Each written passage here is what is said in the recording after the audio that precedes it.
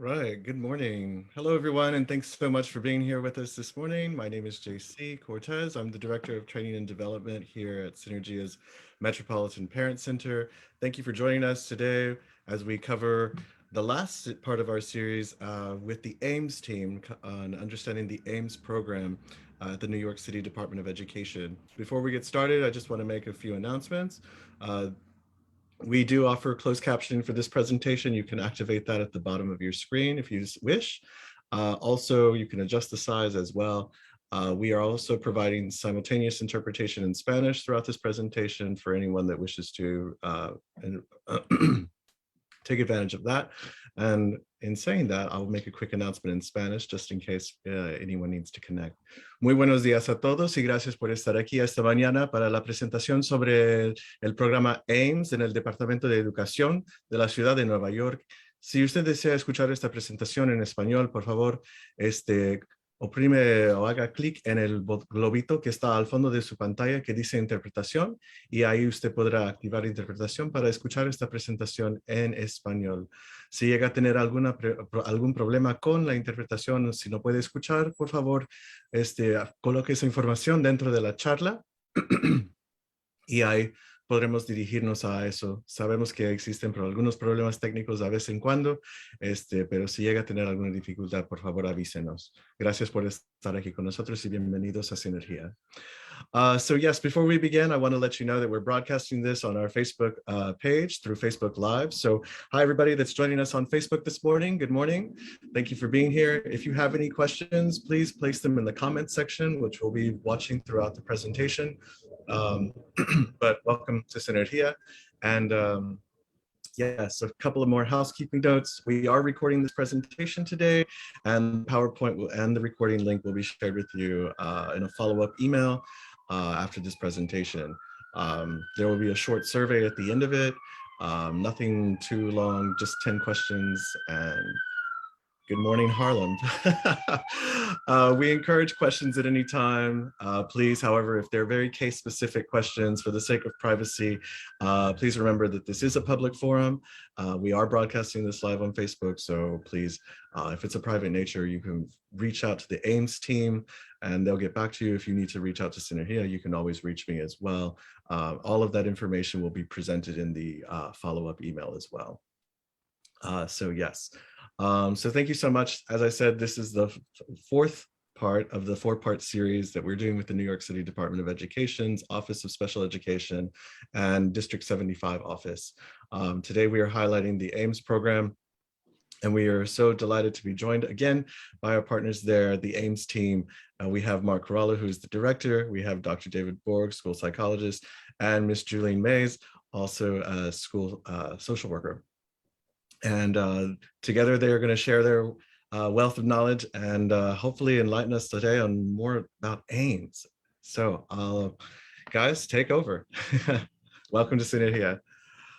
Thank you very, very much, JC. It's always a pleasure to be here to partner with you.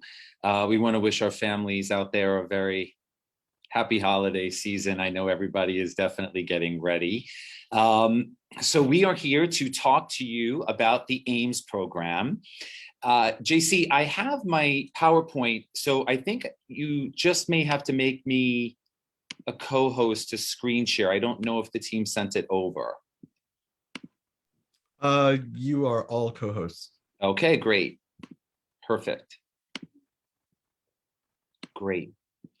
Okay, so I'm going to go into slideshow mode and we can get going.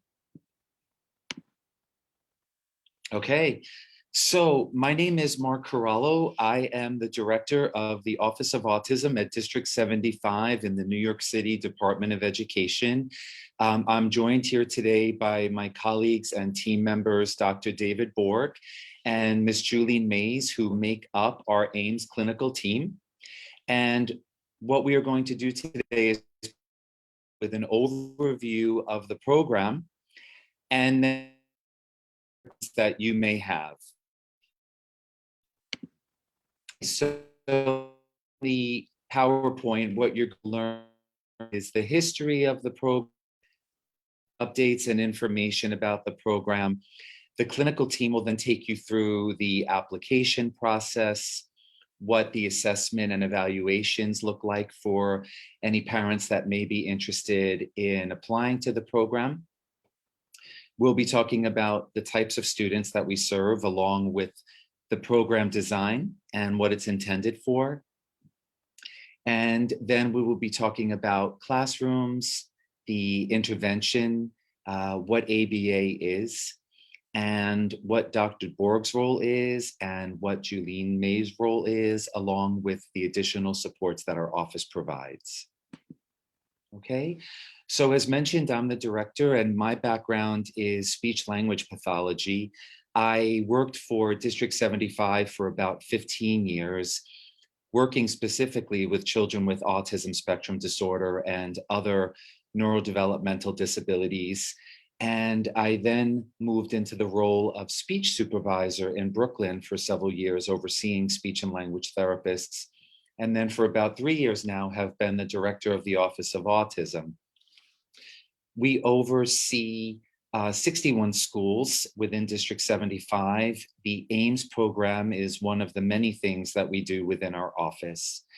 Within our office, we have 4 board certified behavior analysts, and we will describe to you what a board certified behavior analyst does. Their names are Nicole Barnett, Deborah Goldman, Nisha Murray, and Cynthia Torres. Nisha Murray and Deborah Goldman are our office BCBAs, or our district BCBAs rather, who support the Ames program. I'm going to turn it over now to Dr. Borg and Julene, and they will explain who they are and what they do.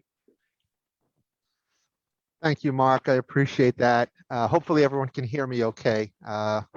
With all this technology, it's a little piece of cloth that sometimes interferes with my ability to communicate. So if I'm not audible, please someone let me know and I'll do my best to adjust. And also just following up on what JC and Mark had discussed earlier, I want to thank all the families that are here today. First of all, for showing an interest in the Ames program. Hopefully we're going to be able to provide you with all of the information. JC was kind enough to forward us a list of questions that he had received.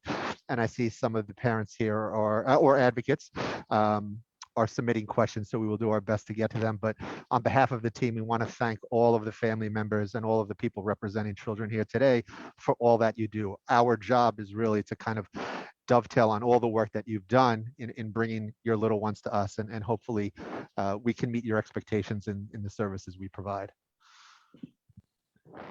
Okay, so I'm going to kick it off with the history and the background.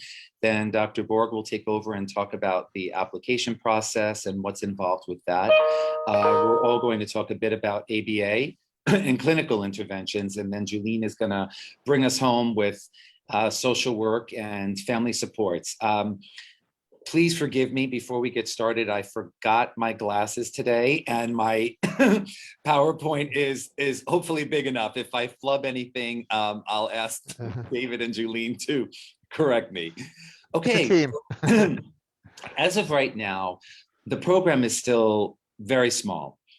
It is located in 5 schools, and there is 1 school within each borough that houses the program. So the current schools that house the Ames program are 231K at 264. So what we mean by that is in District 75, for those of you who may not be familiar with its structure, many of our schools may be in what's called a co-located school building. So for example, you may have a community school in your neighborhood, and that community school might be, for example, P26, okay? But your District 75 school may have a particular wing or section of that school. So in this particular case, 231K is the District 75 school, and that's the number that's represented first. And it's located at 264K, which is a community school in Bay Ridge. It's also located at 10X at 304 in the Bronx. It's at 2 school buildings in Manhattan, 138, which is the District 75 school, at P30 and P108, and they're both located in Harlem. In Queens, it's District 75's 277Q, located at 315 in Corona. And in Staten Island, it's 37R, located at 844 in Annandale. Okay, so we are in our third year in the program, and the program started as a pilot. I want to say we're still in a bit of a pilot phase because of COVID. In terms of what has happened to many of our schools, we were remote last year. So we have come back to continuing to provide the supports and training and professional development that our staff need, along with the appropriate interventions for our students. We're ecstatic that they're back in person and think it's so important that they need that in-person teaching. There are many variables right now within our schools that are definitely affecting our ability to teach in a manner that we really want to, unfortunately, due to the current COVID situation. But with that, what I want to say is the Ames program has really risen to the occasion, and the staff has been absolutely amazing, and the structures of the program have really stayed intact. And the main goal of the program, or the focus of the program, really is a strong partnership between families and the classroom team. And we really pride ourselves in that. And the staff that are involved in each school are absolutely amazing. They really are, they just go over and beyond. So initially, this program was developed to begin to provide applied behavior analysis, or rather ABA, as you know it, intervention in our schools. And the program is, District 75 has different ratios. And if you can think about a ratio in terms of being the most restrictive to the least restrictive. So what I mean by that is less children, more intensive supports. So the Ames classrooms are comprised of 6 children, okay? And that's the ratio. So it's a 6-to-1-to-1 classroom. Within that classroom, there is a classroom teacher, a speech language pathologist, a board certified behavior analyst, which we're going to talk about, and a paraprofessional. Right now, the program is a K-through-2 model, and I know that there's some questions around that. We currently accept applications for students who are in the T5 process. So that would be your children who are leaving preschool and entering the Board of Education, or Department of Education rather, those who are in kindergarten and those who are in first grade. The pilot program was started in 2019, and I cannot believe we are going into 2022. David and Julene, where has the time gone? All right. Okay, so I'm going to turn it over to Dr. Borg to bring you through the application process. Okay, so Ames, like Mark was saying, we are an application-based program. I hear a little bit of an echo, so hopefully that'll go. And we can make the application, we can provide that link for you. If anyone is having any difficulty locating the application, we'll provide our emails at the end. So you can reach out to any of us and we will get that to you. So families submit an application. It doesn't have to be directly from the family as long as the family approves. So we receive a number of applications from preschools around the city, from clinicians, pediatricians, others who've been in contact with the family. And here's the address, the email address, Ames Program at school. So you complete the application, it's sent in, it's processed, it's received. You receive a confirmation email. You receive what's called the Family Resource Guide, which is a nice little brochure we have, and we distribute that to the families who've applied. It gives you kind of a little bit of a more detailed rundown, although hopefully today will be as detailed as possible. And then once we receive the application, we begin processing it. Okay, next slide, Mark. Okay, so when we determine eligibility, so there's just a couple of things. I don't want to get too bogged down in the technical part, and I'll explain why, but if anyone has any questions, like I said, we're going to answer any and all questions. The reason I don't want to get bogged down is I just want to make it kind of concise and easily digestible without getting into too much jargon. So what we do is we are a public agency. We are the New York City Department of Education. So anything that we require in terms of assessments and information to help better understand if a child meets the eligibility criteria for placement in an Ames program is provided at no cost to you. So what does that mean? Well, we have certain assessments, things we want to assess and evaluate for incoming applications to see if a child is, if the Ames program would be an appropriate level of support for a child, okay? Any of those assessments that we ask for, we will provide through a New York City Department of Education school psychologist or social worker, or through accessing other means. At no point in this process should there be any cost incurred to you as a family.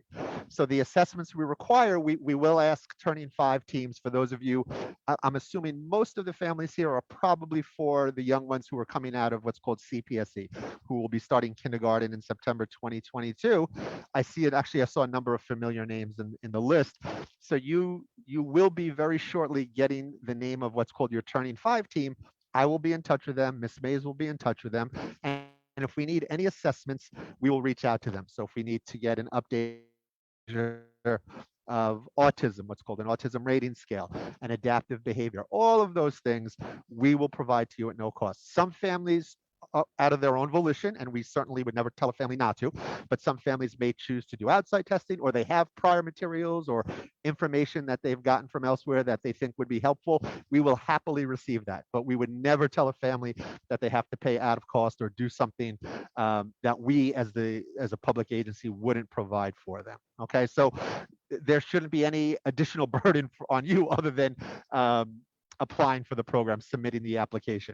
Obviously, we reach out to teachers, we reach out to providers. If you have, some families have had children who have worked with BCBAs or what are called RBTs, we certainly would want to follow up with them. So we do a really comprehensive and exhaustive review of the child's developmental background to determine if they meet eligibility. And every child deserves that. And that's why our process takes a little bit longer than the standard T5, because we don't have the bandwidth, and we get, as you might imagine, we have a high number of applications.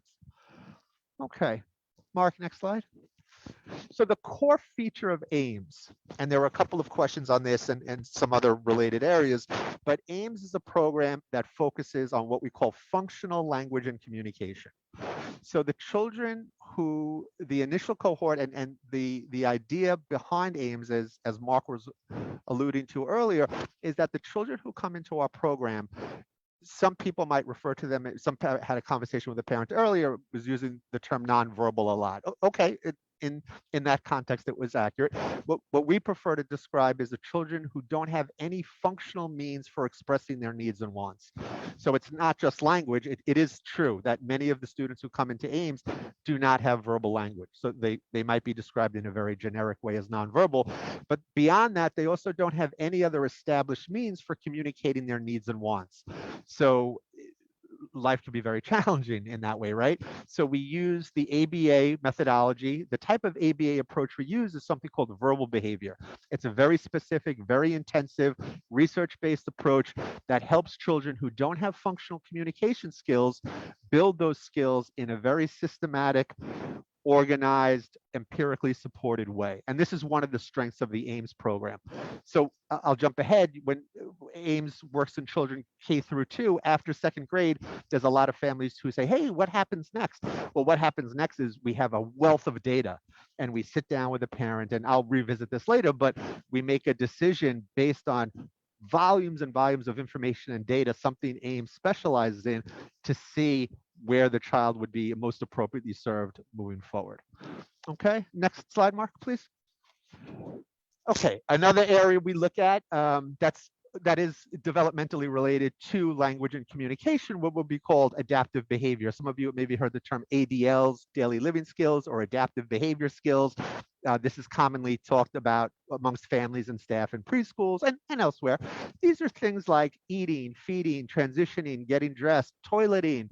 All of those skills. For adults, it might be something like using the subway, buying your groceries, paying your bills on time, mortgage, right? Getting all your Christmas presents wrapped, your holiday presents, things like that. What are the daily living skills? What are those behaviors and skills you need in an age-appropriate manner to function effectively in life?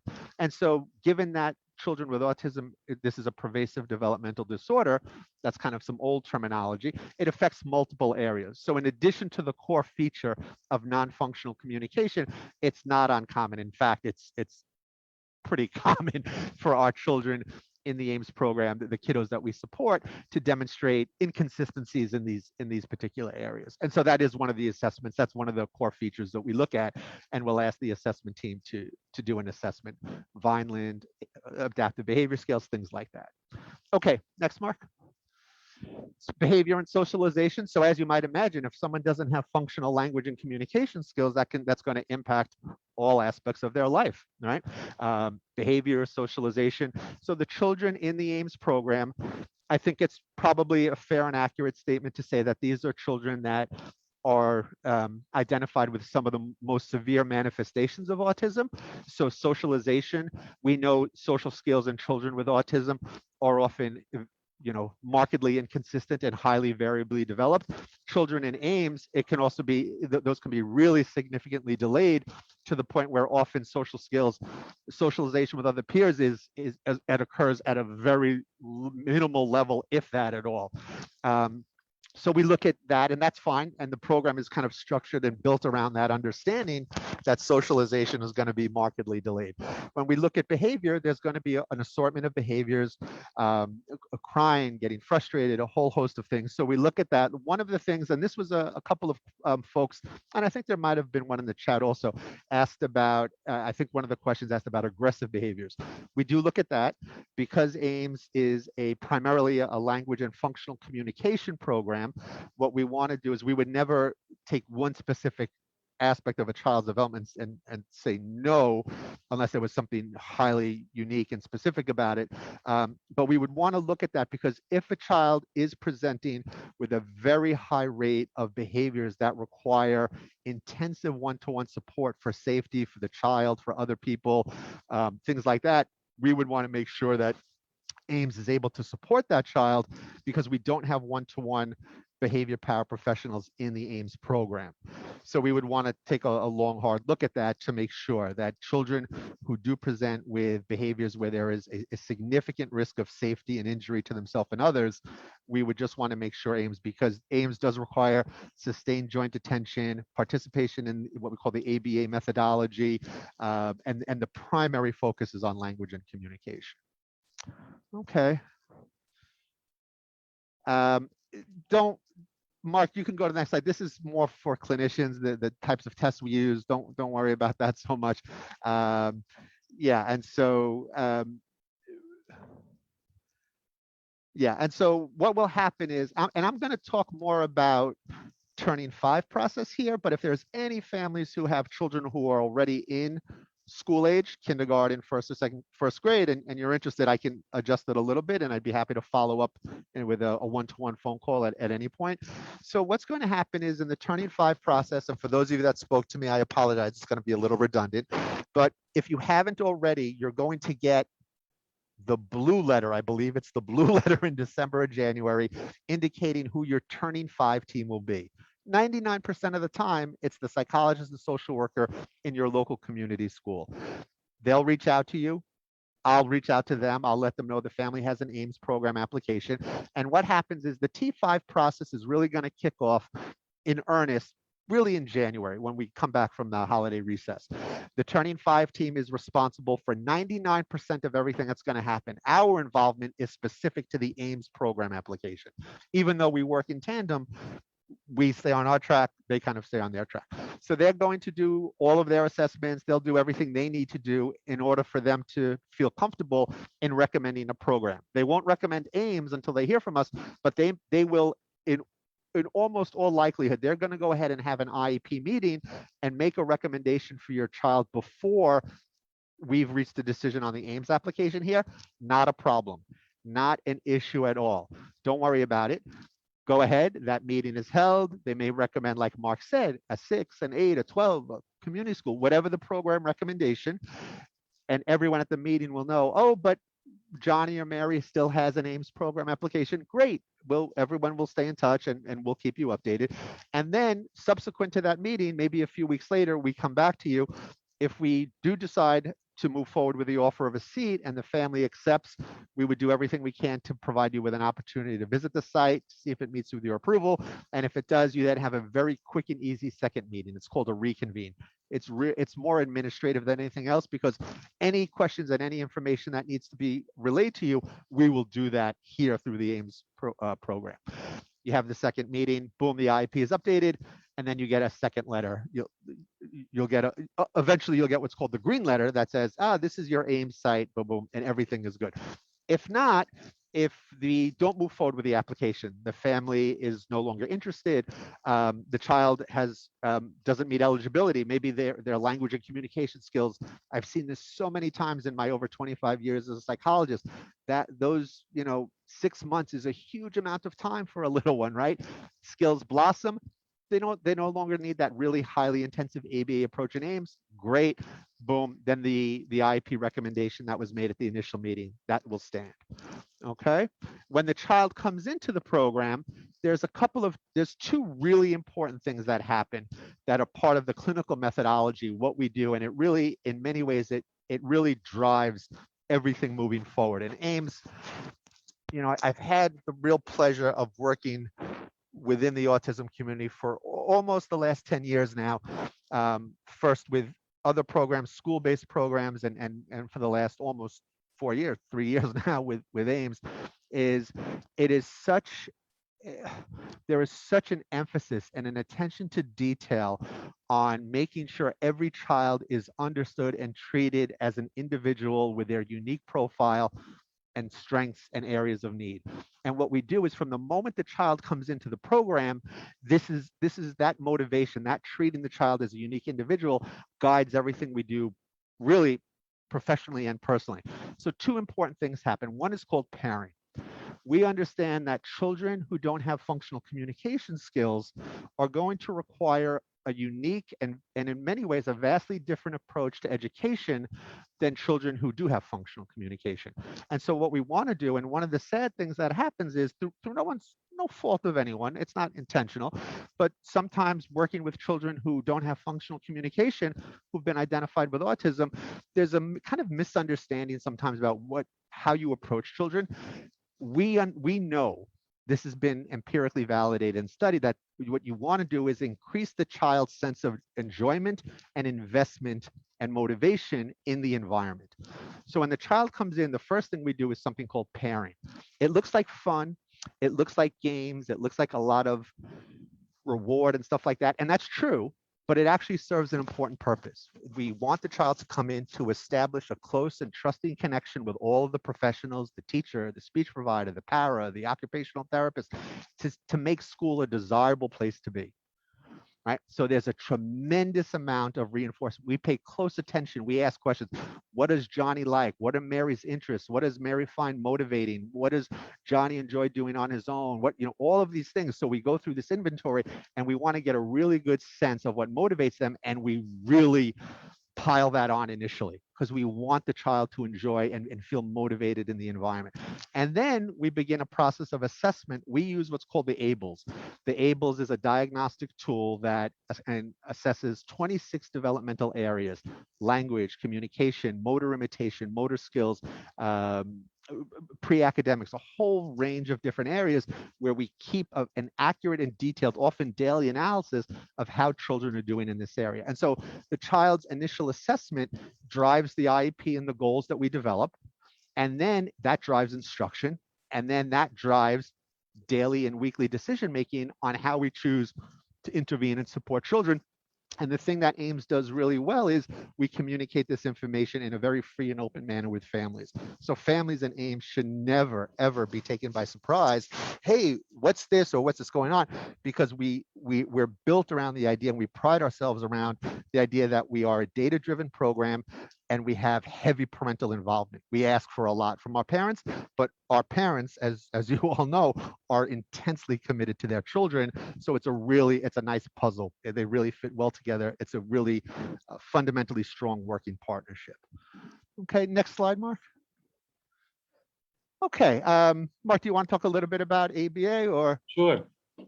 So, as you know, the program is driven by applied behavior analysis. So, lots of parents hear about this sort of intervention, and it is considered the most evidence-based intervention when treating children with autism. So one of the myths that I sort of want to demystify is that applied behavior analysis is one form of intervention.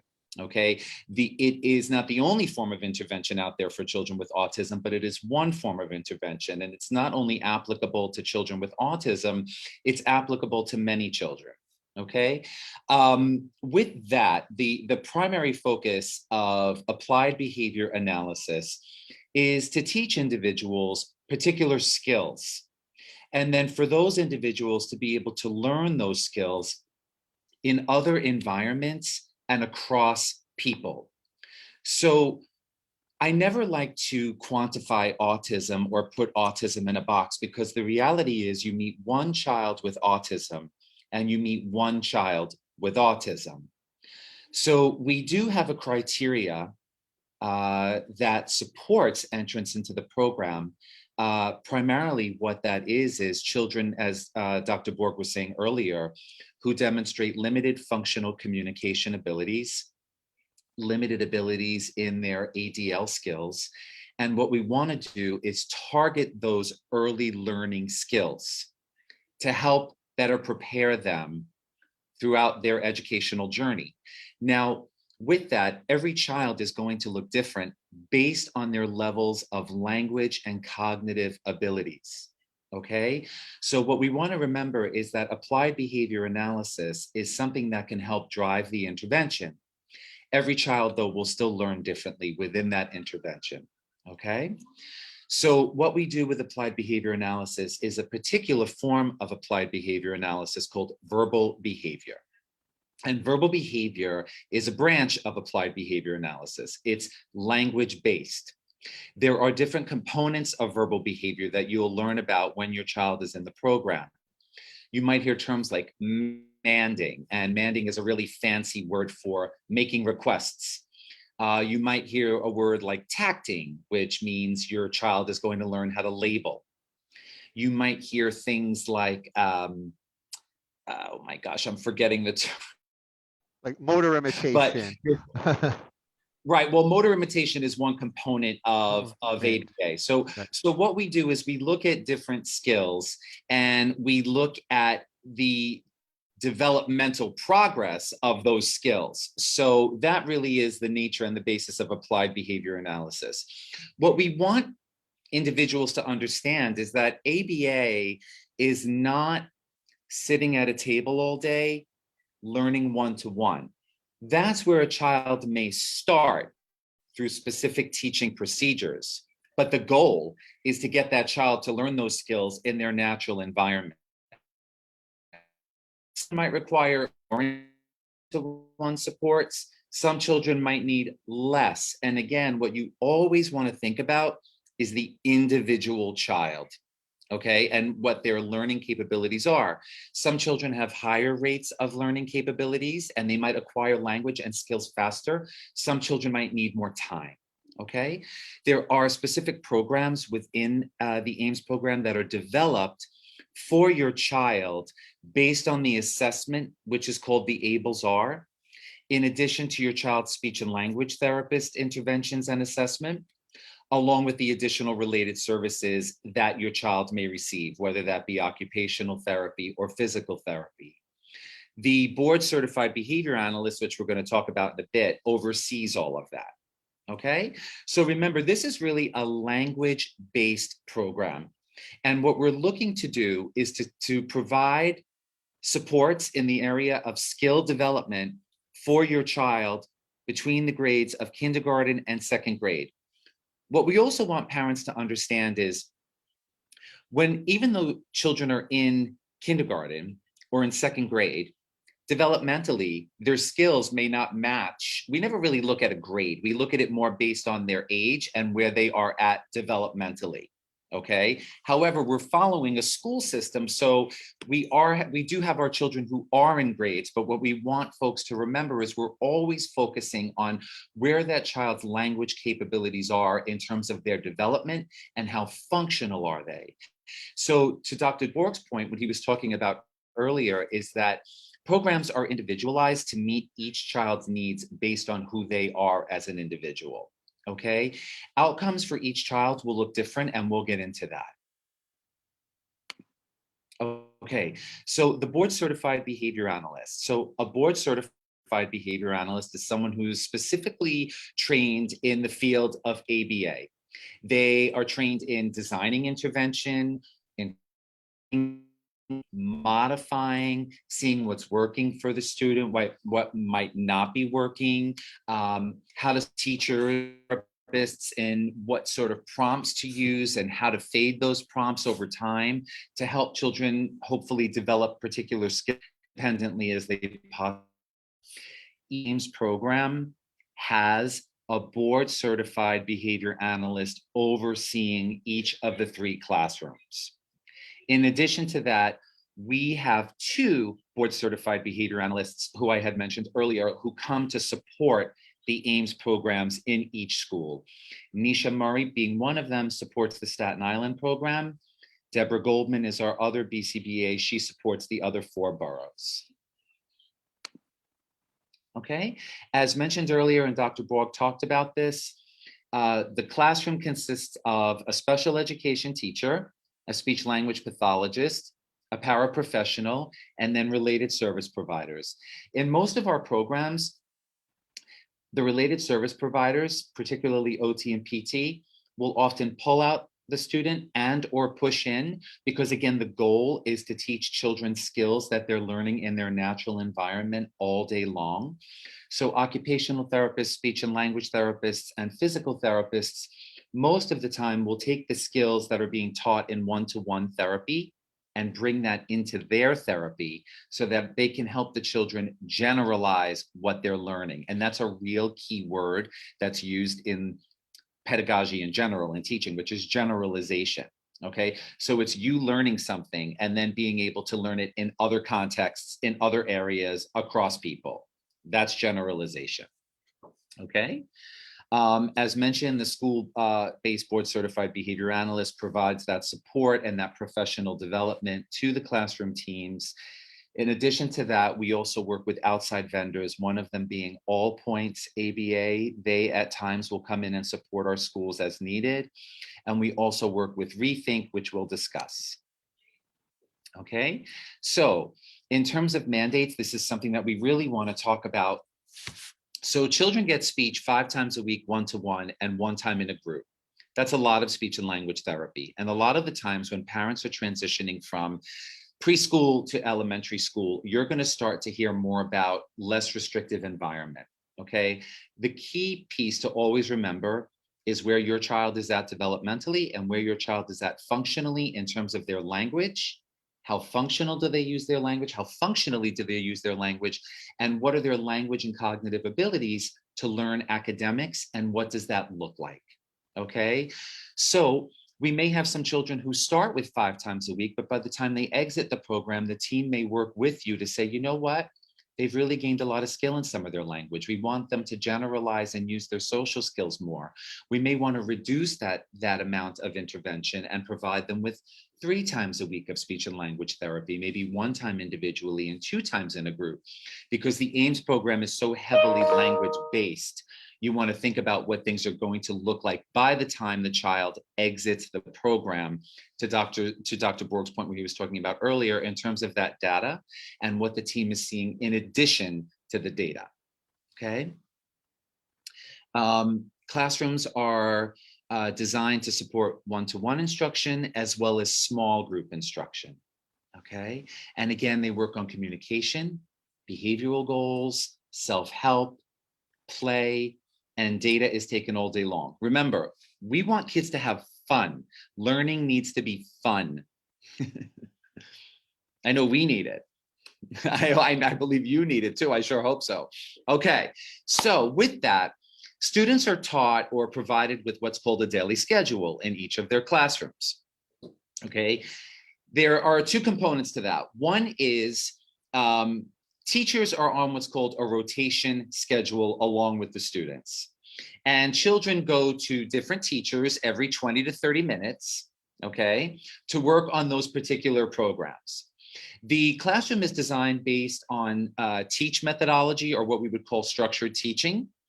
And there are play areas, there are sensory areas, there are one-to-one workstations, there are small group stations, and children are always constantly and working and moving with different teachers and related service providers on the programs that were designed for them based on the assessment and classroom observations that the team views. So everything is done very collaboratively, and that's what's amazing about the program, because when your child has an IEP, the goal is for everyone to be working on all of those goals collectively, because that helps everyone professionally understand what the other disciplines are working on. Remember, speech and language therapy doesn't only happen 30 minutes in an entire day. Communication should be happening all day long. In addition to that, with part of our teach structures, we also support students in understanding how to follow their own visual schedule so they can learn how to navigate their environment as independently as they possibly can without requiring prompts. Remember, the goal is to teach skills and to teach as much independence as possible, so navigating your environment would be a skill. I talked about classroom design. We have all introduced ourselves to you. So I am now going to turn this over to the one team member who has not introduced herself yet, and that is Julene. Julene, take it away. Hi again. Welcome. I'm very happy to meet you and our families today. My name is Julene Mays. I'm a social worker for the Ames Program. Myself and Dr. Borg, our school psychologist you've met, make up what they call the clinical team for Ames. In addition to working on admission and placement, we're happy to provide a lot of supports for the students and families that are already a part of the Ames program. Some examples that we have here are parent counseling and training.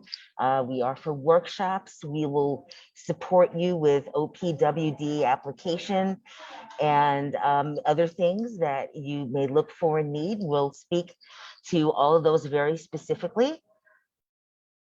I guess starting with, I think, the parent counseling and training. Okay, we collaborate with our schools in helping to develop and shape some of the resources and supports that are offered to parents. Many of our parents have counseling, monthly, not counseling, I'm sorry, training that they do with the teachers, so they could learn specifically what strategies and methods work so well in the classroom and how to generalize them. As Mark had mentioned before, generalizing means how can they use these same skills that they learned in school at home. So we do provide classes where the teachers and the parents will sit and learn how to develop, like what is it that I do with your child in school that you can do when you're at home with them. We've even gone to homes, myself and the teachers, to get a look at how can we optimize the home environment for the child, what specific things at home can we work on and teach the parent how to do. So one of the things is, now that we've had the pandemic, we haven't been able to go in physically, but even doing Zoom, we've used that platform in order to help the parent and provide that kind of training. Let's see. Okay, we are partnered up with Rethink Education, which offers workshops addressing specific issues for families. Some of them are on self-care, stress management, goal setting, things of that nature, just ways that we can support the parent. Sometimes the parent's needs can get forgotten, and it's an old expression that you can't pour from an empty cup, meaning that you have to continue to do self-care and nurture yourself in order to be able to provide support to your child and to the rest of your family. So that's what us and Rethink are trying to provide with workshops and so forth that they have. Okay. Okay, assistance with OPWDD services. OPWDD, those are initials. If you have not heard them yet, you are going to get to know them probably very, very well. OPWDD stands for the Office of People with Developmental Disabilities. There are a lot of wonderful, there's a similar office in every state in the union. The one in New York is the one we will be helping you get connected with.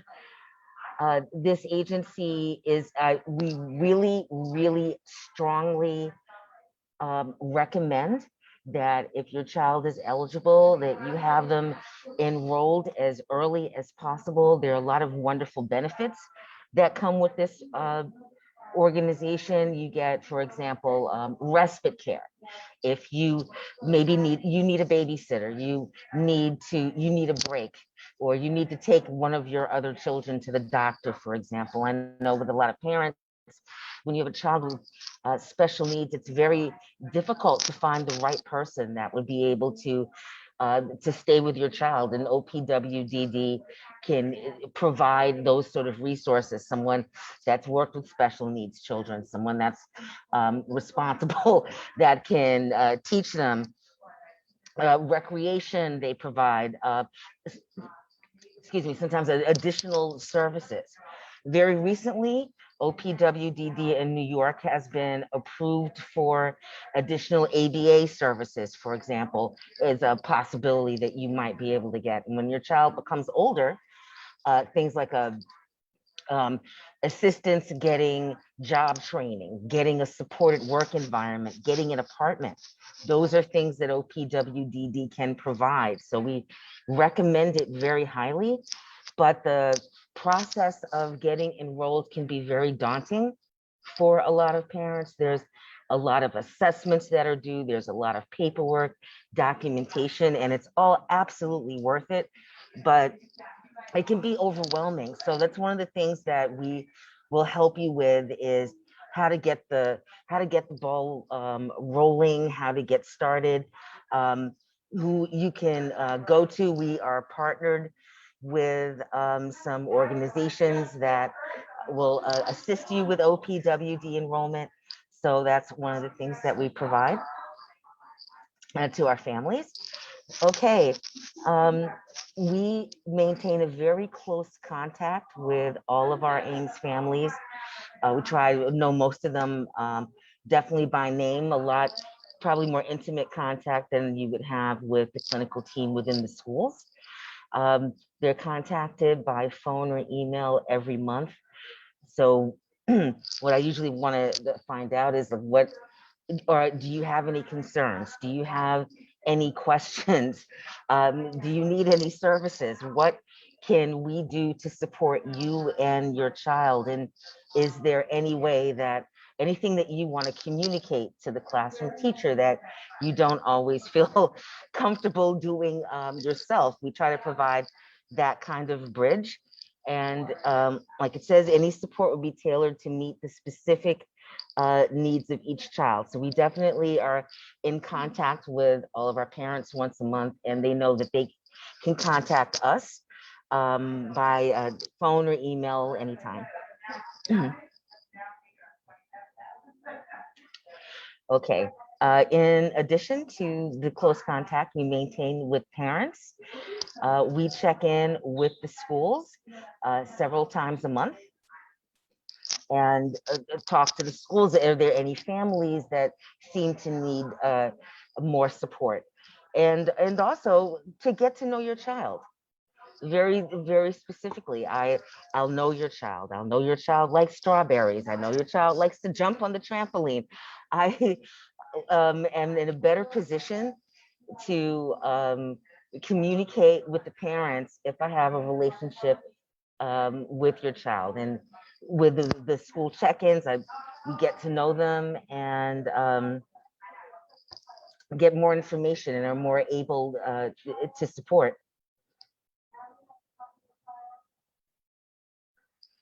Okay. As it says, we do reach out, this being a great example of us do that. With information to community-based organizations and different preschools, also to connect with some community-based organizations or different agencies that are able to help to connect them with our parents. We provide information about the Ames program, as we're doing right now, and support during the T5 process, which perhaps Dr. Borg could talk a little bit more about. Yeah, and actually, I just want to, two quick things, if you don't mind. I just want to, there's a couple of questions I wanted to address that kind of dovetail on what we're talking about. Okay. So the first one, Ms. Rosero was asking, how old has a child have to be in order to be evaluated for OPWDD? Oh, is it 3 or 5? We have turning 5, so it's definitely 5. Julene, do you know what the initial cutoff age? You're muted.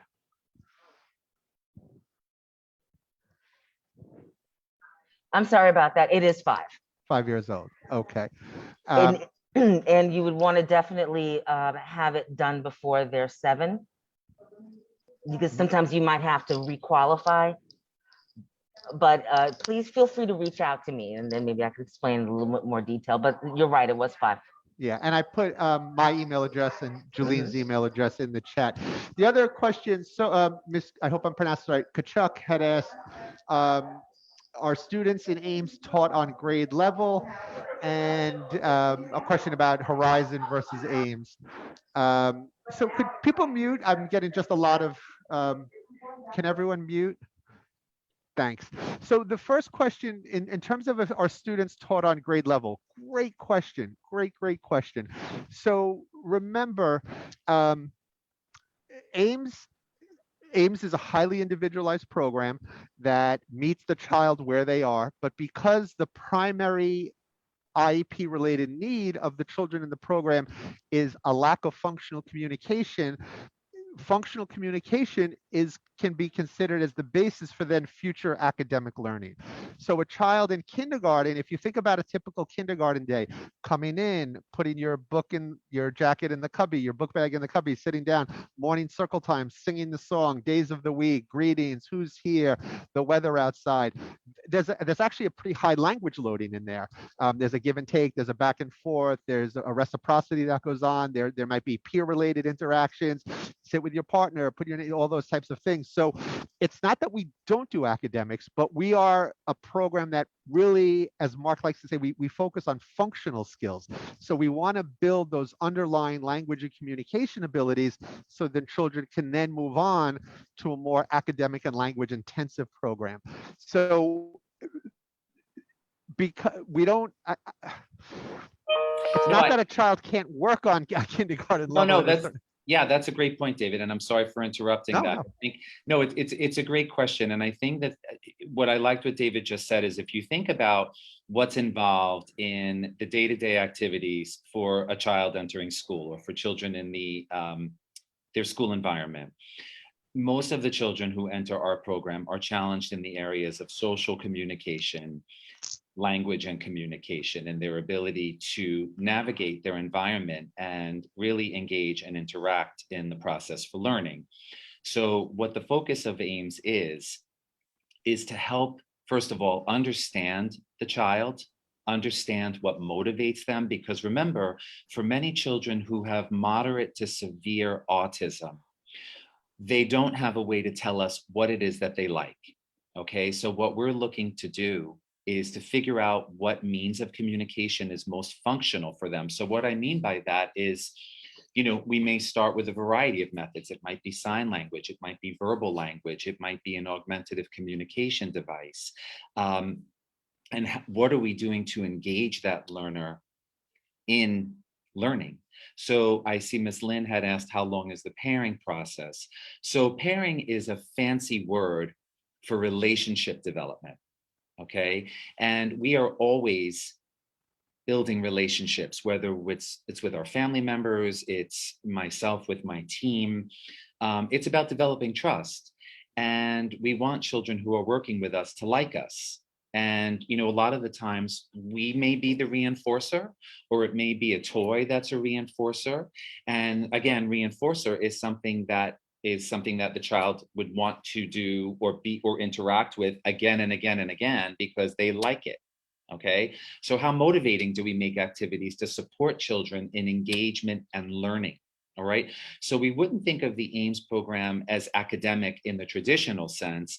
We would think of it more in terms of instruction and what instruction is provided to meet the child based on where their language abilities are. So when we talk about language, we're talking about comprehension, and then we're also talking about how we use our language. How do we communicate?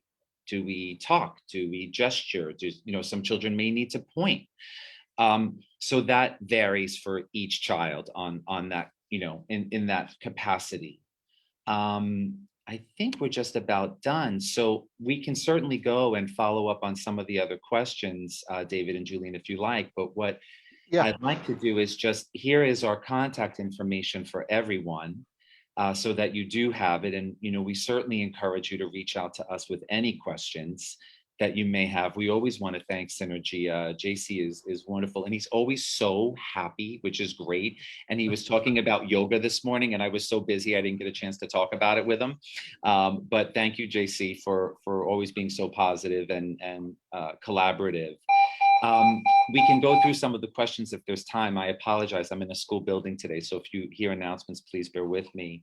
Do we have time? I don't know. Do we have time? We got 30 minutes? Oh, sure. Oh, okay, perfect. David, I could take the first one, and we could sort of tag team if that works for everyone. Okay, yeah, absolutely. Okay, so Ms. Vasquez had asked, can I go back and review classroom design? Sure. So classroom design is based on what we would call structured teaching, or TEACH, which is based on the principles of ABA. And really, the classroom is designed to support children to learn in one-to-one settings where they could learn particular skills. So listen, there's many different types of skills, right? There's the traditional skills when you go to school are reading, there's reading skills, there's writing skills, there's listening skills, there's talking skills, there's play skills, there's social skills. So when your child is in one-to-one, okay, what skills are they learning? Are they learning how to communicate? Are they learning how to point? Are they learning how to choose between items that they might find more reinforcing, or what they're motivated by, rather? If my BCBAs were here, I'm sure they would correct me in certain language and lingo. They're the experts when it comes to this. So you have your one-to-one areas, and then we do also have our small group, and in some classrooms, whole group. But one of the key features of the program is to remember that if you have children sitting in a whole group, but they may not be actively engaged in the learning process, they may not be learning. So this always goes back to motivation and finding the right group size where children can either learn from one another, or teachers can work with children in a small group so that they know what skills they're working on based on the skill levels of the children in that small group. Okay, there's also play areas and a sensory area. All right. And children do spend the majority of their time in the classroom, but that does not mean that they never leave the classroom. Sometimes if we have children, let's say, who are exiting the second grade, who are in second grade and have gained some language skills, we certainly meet with teams to talk about what other classrooms might look like. I saw one of the questions earlier, do they go to a community school? Again, it's not a direct answer. It depends on the level of the child's language abilities. Okay. David, Next one is, can you talk about how to help transitioning children Yeah. from third grade to second, since it's only K through 2? And this Yeah. is So Jamie this is Douglas. actually, yeah, this is something we're paying a tremendous amount of attention to as our first cohorts begin to actually age out through the process. So the second grade year for a family is a pretty intensive one. Every year in Ames, and hopefully throughout your child's education, is intensive. But there's a lot of, you know, from day one in September, there's a dual focus on what are we going to work on this year? How do we continue to support and enhance the growth that we've seen, hopefully in kindergarten and first grade? But we also want to be a little bit forward looking. Where are we? What do we anticipate moving forward? What are the things we want to accomplish this year? So as the child transitions out. So when we think about transitioning into the third grade, it's a highly collaborative, mutually interactive process where the parent is an equal partner in that. And I know this sounds like a cliche, so I apologize, but it really depends on the child. Where is Johnny or Mary at this point? What are they doing? Where have they made strength, right? Where are their strengths, excuse me? Where have they made gains? Where do they need support?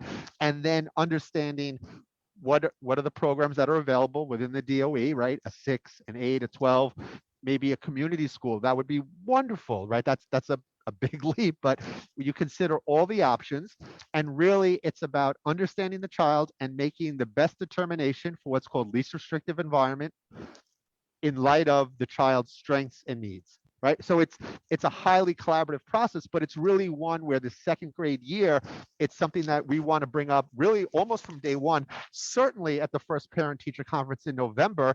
That's not too early. That's you need to start thinking about that, right? What is third grade going to look like? And so we want to prepare families. We want that second grade year to be both a continuing developing year, but also a really forward-looking year for what's going to happen post-Ames. Okay, and then one of the other questions is, I think we answered the neighborhoods programs question from And then also, right, so Jamie Douglas, and it says, let's say you have. yeah, so the two applicants. Do you want to take it? Well, yeah, because I think it's a really valuable question, and I think the driving force, what we really strive for in Ames, and I think throughout D75 and throughout the DOE, in my, like I said, my close to 25 years, is equity and fairness. So at no point do we want to give a family, no family should have an unfair advantage as part of this process. So unfortunately, Ames, we have a very limited footprint. We are a new program. We don't have the bandwidth and the presence that, say, Nest and Horizon do, where they have, you know, they have a really high volume of programs around the city. We essentially have one program in each borough. So in those instances where we do have a high volume of applications and a very limited number of seats, we want to make sure everything is fair, right? That's what's driving the criteria and the decision-making progress. So if you have two children who do have highly similar profiles, you know, in terms of language, communication, socialization, adaptive behavior, all the, you know, the benchmarks we look at, we would just want to make sure that whoever we end up offering that seat to, it's based on a fair and equitable process.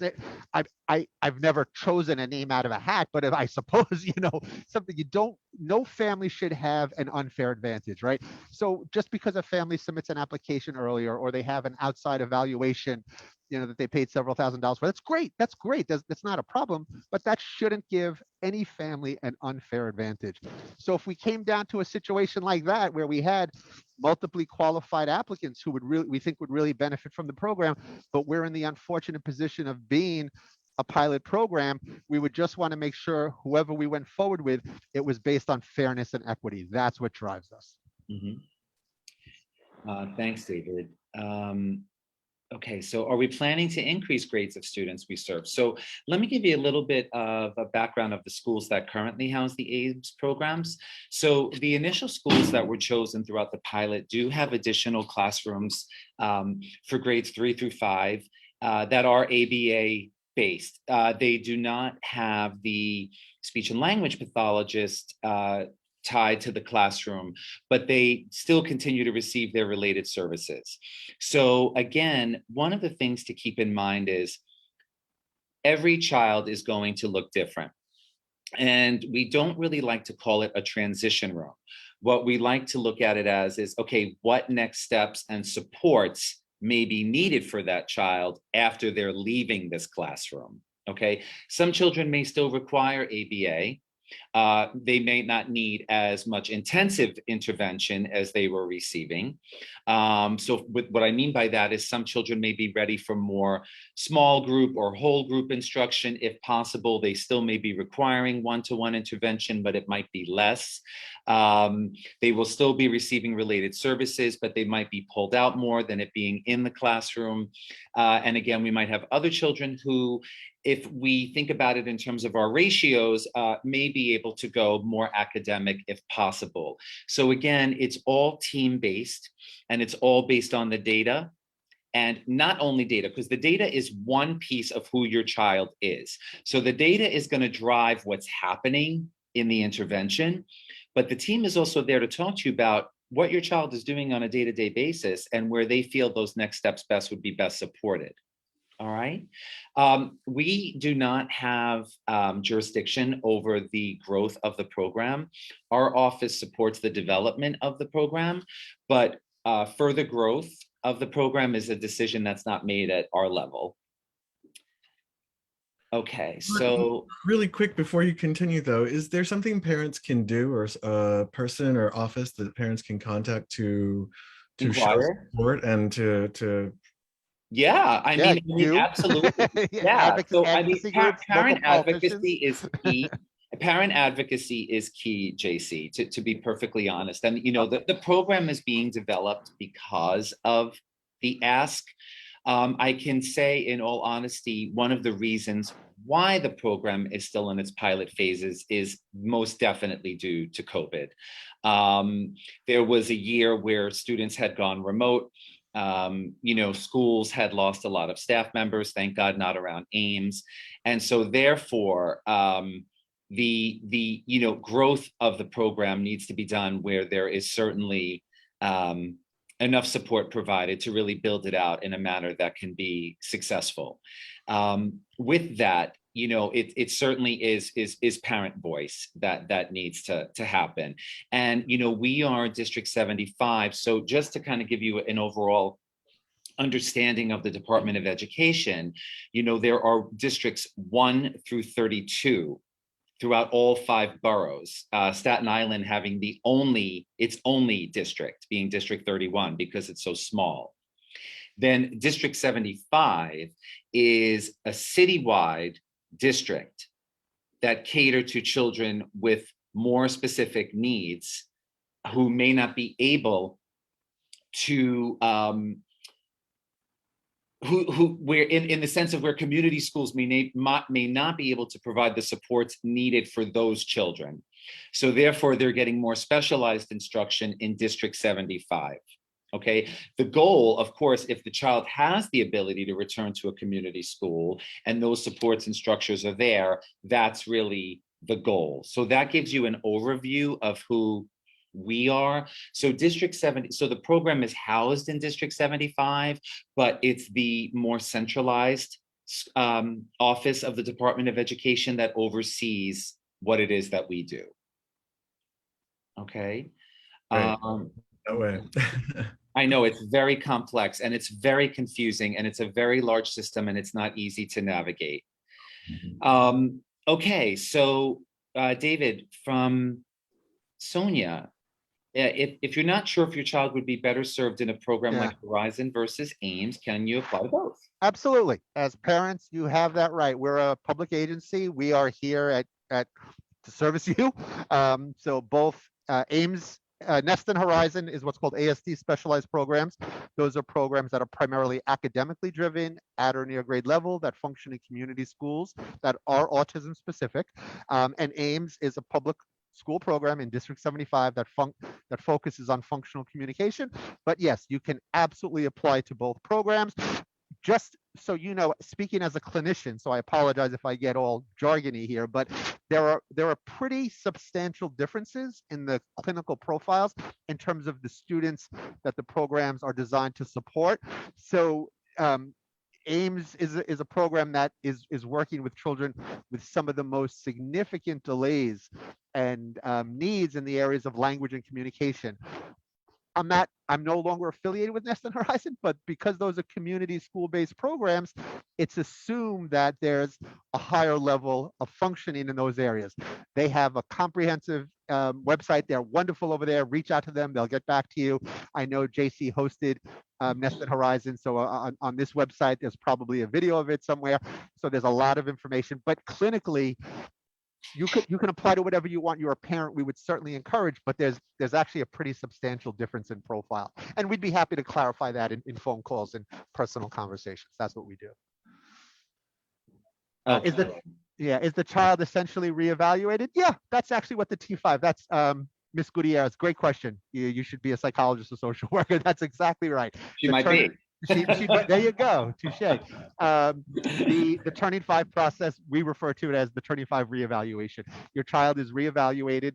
The assessments that are employed are specific to each child's needs, so we don't necessarily need to overtest and overwhelm a child, but we want to make sure we gather the information. But there's some very important differences between a preschool IEP, for all of you who have kiddos who are in CPSC right now, versus a school age. There are some services that don't exist in preschool, and there are some services that don't exist in school age that preschoolers get. So it's a really, it's daunting, it's overwhelming. I promise you there's a light at the end of the tunnel, but it's a really big developmental milestone for children in their academic and educational career. Yes, it is. Thank you, David. That's a great point. Yeah. Okay, is PECS one of the methods? Yes. So really, PECS is considered a form of augmentative and alternative communication. PECS is a system that is designed to support children who might be minimally verbal or nonverbal, and the basis of PECS is to support the initiation of communication. So when we think about language, some children may not be able to identify what a symbol is. That might be too abstract for them. They might need real pictures. Some might need objects.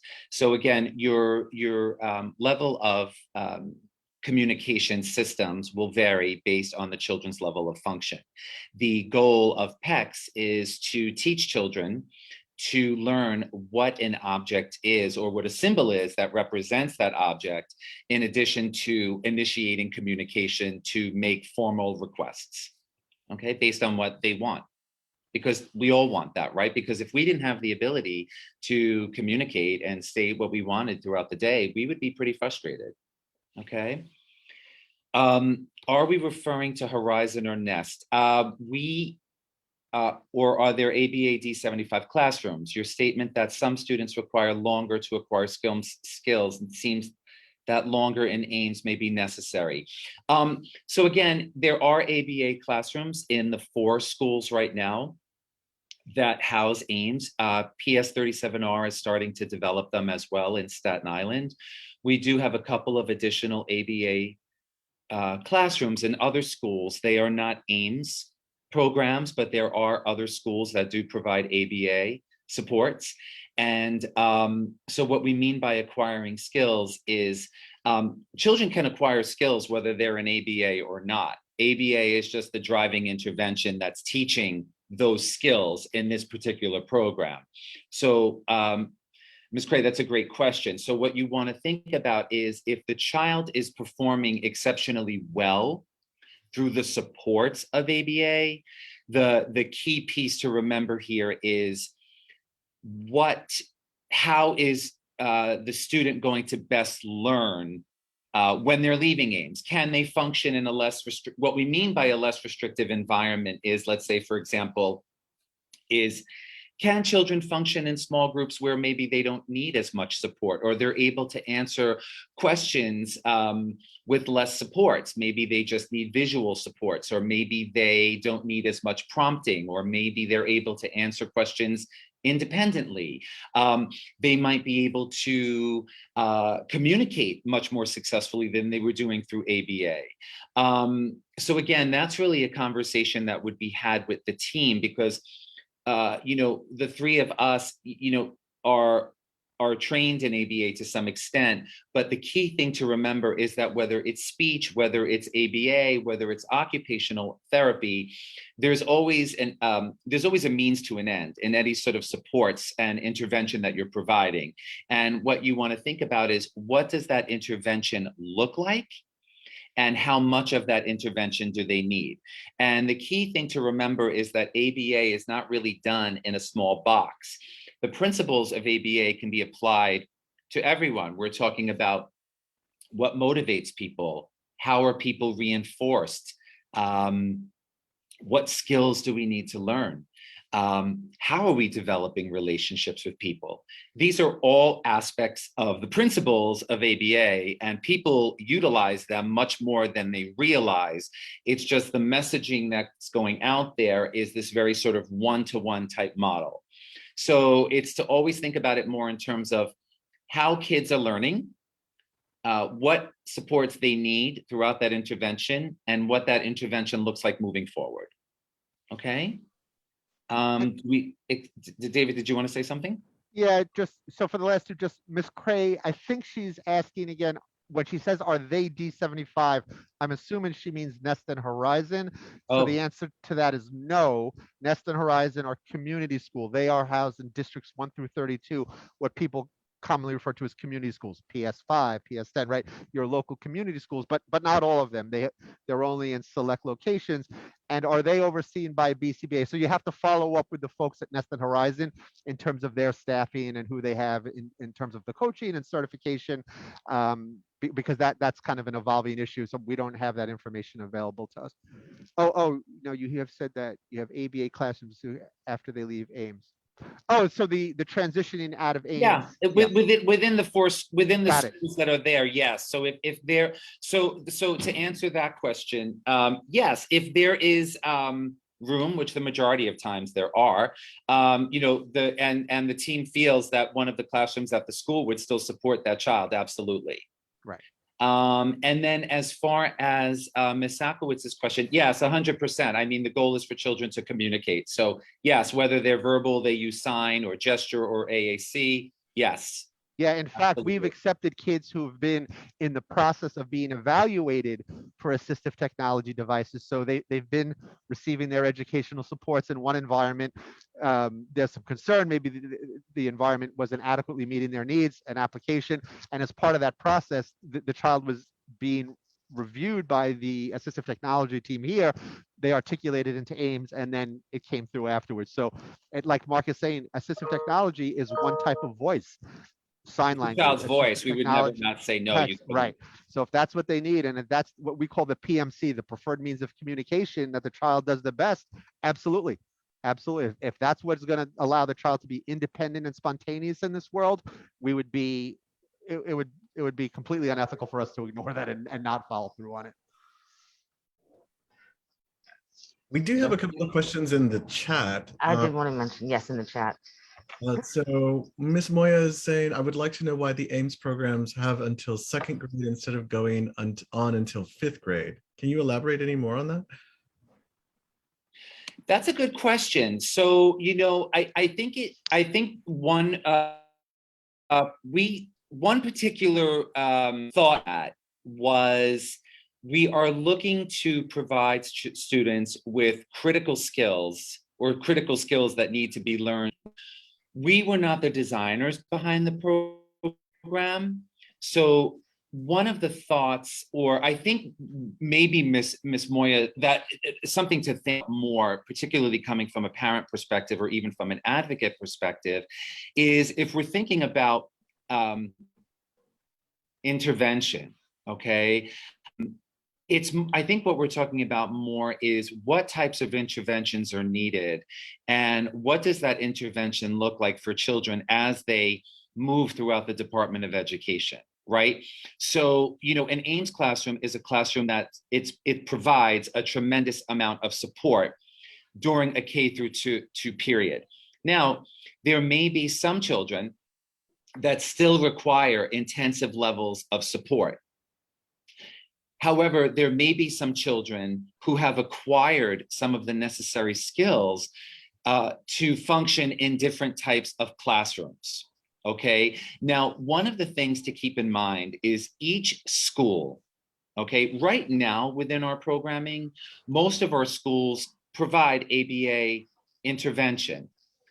Not every school in New York City does, okay? And one of the things to remember is that many of our teachers and many of our therapists are trained in other forms of intervention besides ABA.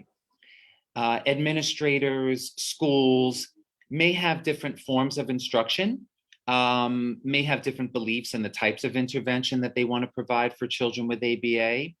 And many of our classrooms may have some adaptations or some forms of ABA. So what I mean by that is some classrooms might be set up like a teach classroom. They might utilize the principles of ABA, but they might not be utilizing the levels of intensive support that an Ames program is providing. Other classrooms might be more what we would call socially communicative based, where we have related service providers like occupational therapists and speech therapists pushing in with the classroom teachers, providing whole group instruction and small group instruction or one-to-one interventions.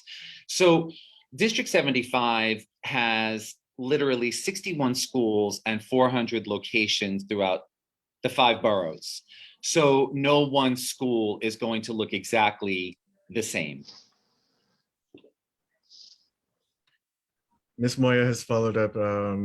She asked this question because my daughter needs more support like sign language because she is nonverbal, doesn't point, and she also needs more ABA. Is she in a District 75 school now? She's one of our parents, or was one of our parents, Ms. Moyer. Julene, do you want to take this then?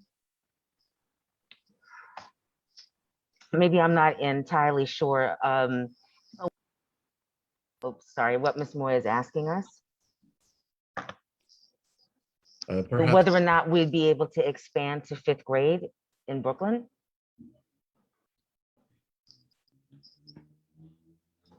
Perhaps a direct email would be best for that question. I'm sorry, I don't want to be too. Yeah, I think that would be best. If she has specifics, absolutely reach out to us. And then the last question we have here in the chat is, are you saying this program clearly needs to be expanded? Excuse me, as you are saying this program clearly needs to be expanded a lot. In the meantime, it seems the private schools are doing similar programs to this. Do the families that don't get into your program have to go the private route? They don't have to. David, you want to go first? Yeah, well, this is an IEP process question. It's a good question, but so families, if we're talking about a child really at any stage, but certainly for the T5s, what guides the decision-making process of the IEP team, of which the parent is an important and driving member, is least restrictive environments. So Ames is just one program within a broad spectrum of programs within the public school system. So the IEP team, because Ames is application based, we operate a little bit differently. So it doesn't mean that if a child doesn't get into Ames that they still can't necessarily be supported within the context of another District 75 program. Ames is kind of unique and specialized program, hence the application process. But it doesn't mean that the child's educational and IEP related needs can't necessarily be supported in another setting.